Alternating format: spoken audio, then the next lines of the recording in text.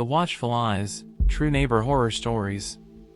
It was a house like any other on the quiet suburban street, neat white walls, a well-tended garden, and a faint aura of warmth that invited anyone to step inside.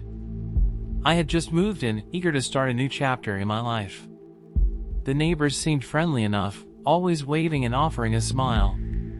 But there was something off about the house next door, something that sent shivers down my spine every time I looked its way.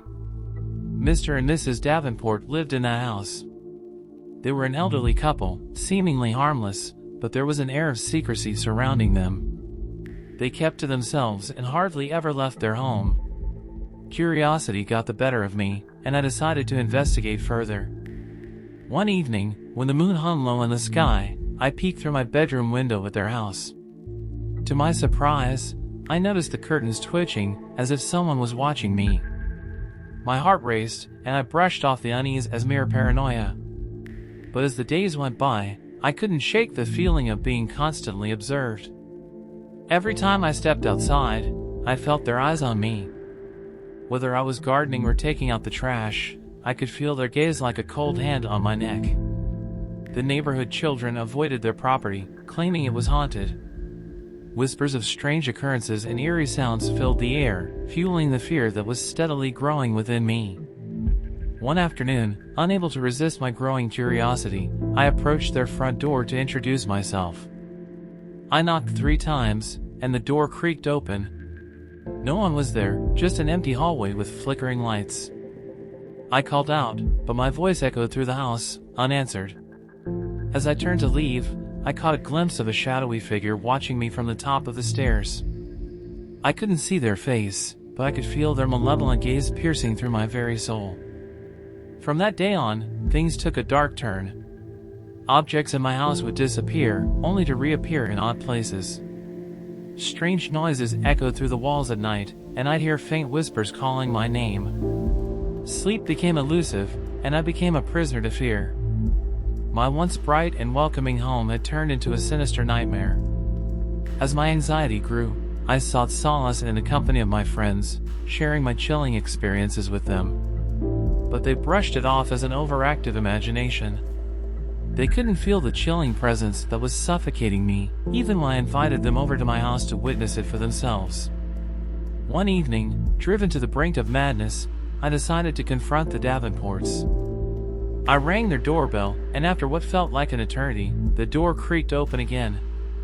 This time, an old woman stood before me, her eyes hollow and lifeless. She introduced herself as Mrs. Davenport and invited me inside. Reluctantly, I stepped into their house, and the door slammed shut behind me, making me jump. The air felt thick with malevolence, and I could barely breathe. I asked her about the strange occurrences in my house, but she just smiled cryptically, saying, "Our eyes see all that happens in this neighborhood, dear. We watch, and we protect." Her words sent a shiver down my spine. I stumbled back towards the door, desperate to escape this eerie place. But before I could reach it, the old woman's husband appeared at the top of the stairs, his eyes gleaming with an unnatural light. "You should never have come here," he hissed, and the lights flickered and went out. I ran blindly through the darkness, guided only by the dim moonlight filtering through the curtains. I could hear them whispering behind me, their voices growing louder and more menacing with each step I took. Just as I reached my front door, a cold hand grabbed my shoulder, spinning me around. Their faces were contorted with malice, and in that moment, I knew they were no ordinary neighbors. They were something else entirely, something malevolent, something ancient. With a forceful shove, they sent me sprawling back into my house, and the door slammed shut, sealing me inside with their evil. That night was the longest of my life. The house was alive with their sinister presence, tormenting me relentlessly. I could hear their voices echoing through the walls, promising to watch me forever. I knew then that I was trapped, forever cursed to be their unwilling neighbor.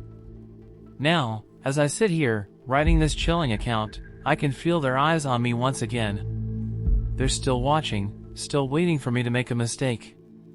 So, beware of the seemingly harmless neighbors, for you never know who's watching you from the shadows, waiting to drag you into the nightmarish world of eternal fear and darkness.